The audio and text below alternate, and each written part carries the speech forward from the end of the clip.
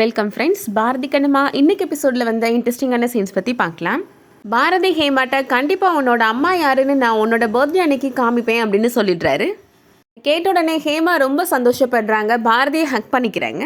அடுத்ததாக கண்ணம்மாவை வீட்டில் ட்ராப் பண்ணிவிட்டு சௌந்தர்யா கிளம்புறாங்க. ஒரு நிமிஷம் வீட்டுக்கு வந்துட்டு போங்க அத்தை அப்படின்னு கண்ணம்மா சொல்கிறாங்க. பட் ஒரு முக்கியமான விஷயம் பேசணும் அத்தை அப்படின்னு சொல்கிறாங்க. அடுத்ததா சௌந்தர்யா கண்ணம்மாட்ட சொல்கிறாங்க, உண்மையிலே எனக்கு நடக்கிற விஷயத்தெலாம் பார்த்தா ரொம்ப சந்தோஷமாக இருக்குது கண்ணம்மா அப்படின்னு சொல்கிறாங்க. ஹேமாவோட பர்த்டே கிஃப்டாக ஹேமாவோட அம்மா யாருன்னு பாரதி சொல்ல போகிறான். கண்டிப்பாக அவன் ஒன்றைத்தான் அம்மானு காமிப்பான்னு எனக்கு நம்பிக்கை இருக்குமா அப்படின்னு சொல்கிறாங்க. கண்ணம்மா சொல்கிறாங்க, அது கண்டிப்பாக நடக்காதுன்னு தான் எனக்கு தோணுது அத்தை அப்படின்னு சொல்கிறாங்க. அதான் வெண்பான்னு ஒருத்தி இருக்கிறாளே, அவளோட ஃபோட்டோவை காமிச்சு இதுதான் உன்னோட அம்மான்னு அவர் சொல்லிட்டாருன்னா என்னத்தை பண்ணுறது அப்படின்னு கேட்குறாங்க.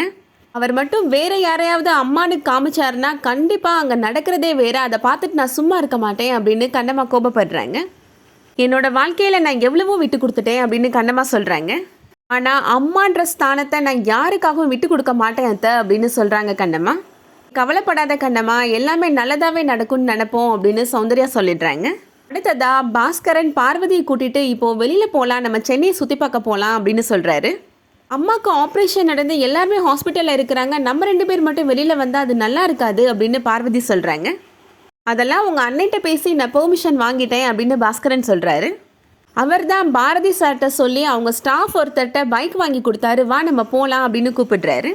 பார்வதி பாஸ்கர் 2 பேருமே ரொம்ப ஹாப்பியாக டைம் ஸ்பெண்ட் பண்ணுறாங்க. அடுத்ததாக கண்ணம்மாவை பார்க்குறதுக்காக சந்தியா வராங்க. நாளைக்கு எங்களோட வெட்டிங் அனிவர்சரி, நான் அவருக்கு ஏதாவது பெருசாக பண்ணணும்னு நினைக்கிறேன் அப்படின்னு சொல்கிறாங்க சந்தியா. இங்கே ஏதாவது எனக்கு ஐடியா கொடுங்க அப்படின்னு கண்ணம்மாவை கேட்குறாங்க. கண்ணம்மா சொல்கிறாங்க, பக்கத்தில் தான் ஒரு மென்ஸ் ஷோரூம் இருக்குது, அங்கே போய் அவருக்கு ஸ்டைலில் ட்ரெஸ் வாங்கி கொடுக்குறீங்களா அப்படின்னு கேட்குறாங்க. அதெல்லாம் சரியாக வராதுங்க அப்படின்னு சந்தியா சொல்கிறாங்க. அப்போ ஏதாவது கிஃப்ட் கொடுக்குறீங்களா அப்படின்னு கேட்குறாங்க கண்ணம்மா. இதுவும் சரியாக வராது கண்ணம்மா அப்படின்னு சொல்கிறாங்க சந்தியா. அப்போ அவருக்கு நீங்கள் ஏதாவது உணர்வு பூர்வமாக கிஃப்ட் கொடுக்கணும்னு நினைக்கிறீங்க, லைஃப் ஃபுல்லாக அவர் அந்த கிஃப்ட்டை மறக்கவே கூடாதுன்னு நினைக்கிறீங்க கரெக்டாக அப்படின்னு கண்ணம்மா கேட்குறாங்க. அப்போ என்ன கிஃப்ட் கொடுக்கணும் அப்படின்னு உங்கள் மனசுக்கு தான் தெரியும், நீங்கள் அமைதியாக உட்காந்து யோசிச்சு பாருங்கள், சரவணனுக்கு என்ன கொடுத்தா பிடிக்கும்னு அப்படின்னு சொல்கிறாங்க கண்ணம்மா. ரொம்ப தேங்க்ஸ் கண்ணம்மா, நான் நிதானமாக யோசிச்சு பார்க்குறேன் அப்படின்னு சொல்லிட்டு சந்தியா அங்கேருந்து போயிடுறாங்க. லக்ஷ்மி கண்ணம்மாட்ட கேட்குறாங்க, ஒரு விஷயத்தை நீ ஞாபகம் வச்சுருக்கிறியா இல்லையாம்மா, நாளைக்கு என்னோட பர்த்டேம்மா அப்படின்னு சொல்கிறாங்க.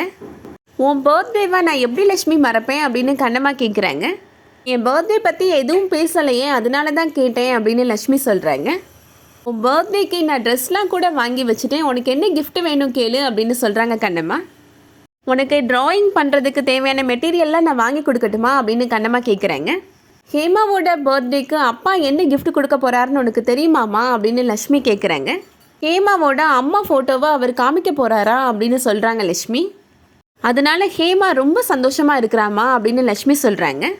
அப்பா ஹேமா அம்மா யாருன்னு எல்லார் முன்னாடியும் சொல்ல போகிற மாதிரியே நீயும் என்னோட அப்பா அவர் தானே எல்லாரும் முன்னாடியும் சொல்லிடுமா, இதுதாம்மா என்னோட பர்த்டே கிஃப்டாக நான் ஆசைப்பட்றேன் அப்படின்னு லக்ஷ்மி சொல்கிறாங்க.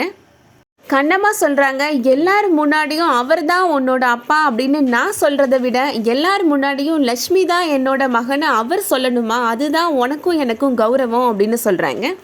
அந்த நாளுக்காக தான் நான் இத்தனை நாள் போராடிட்டு இருக்கிறேன் லக்ஷ்மி அப்படின்னு சொல்லி கண் கலங்குறாங்க. சாரிம்மா, நான் உன்ட்ட இதை பற்றி பேசி உன்னை கஷ்டப்படுத்திட்டேம்மா, உனக்கு என்ன கிஃப்ட் கொடுக்கணும்னு தோணுதோ அதுவே கொடுமா அப்படின்னு லக்ஷ்மி சொல்லிடுறாங்க. அடுத்ததாக பாரதி வீட்டில் நடக்கிறத காமிக்கிறாங்க. இப்போது ஹேமா பாரதிகிட்ட கேட்குறாங்க, கண்டிப்பாக நாளைக்கு அம்மா ஃபோட்டோவை என்கிட்ட காமிப்பீங்களே டேடி, என்னை ஏமாத்திர மாட்டீங்களே டேடி அப்படின்னு கேட்குறாங்க. கண்டிப்பாக நான் காமிப்பேன் ஹேமா அப்படின்னு பாரதி சொல்கிறாரு. ஹேமா இப்போ தூங்கிடுறாங்க. பாரதி மனசில் நினைக்கிறாரு, ஹேமாவை கண்டிப்பாக நம்ம ஏமாற்றக்கூடாது, அவளோட அம்மா யாருன்னு நாளைக்கு காமிச்சிட வேண்டியது தான் அப்படின்னு முடிவு பண்ணுறாரு. அதோட இன்றைக்கான எபிசோட் முடியுது. இன்றைக்கி எபிசோட் உங்களுக்கு பிடிச்சிருந்துச்சுன்னா லைக் பண்ணிக்கோங்க. சீரியல் அப்டேட்ஸ்க்கு நம்ம சேனலை சப்ஸ்கிரைப் பண்ணிக்கோங்க. தேங்க்ஸ் ஃபார் வாட்சிங்.